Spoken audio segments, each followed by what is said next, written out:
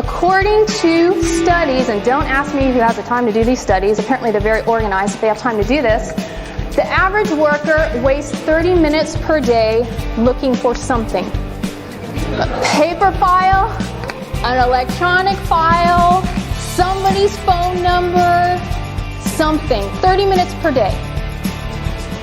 When you put that in monetary terms and time terms over a year, that's a lot of money.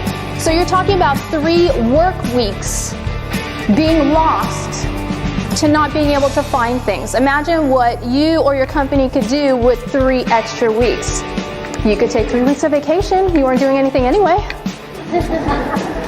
You could spend 3 more weeks with your clients, making more commission. $3,100 in time.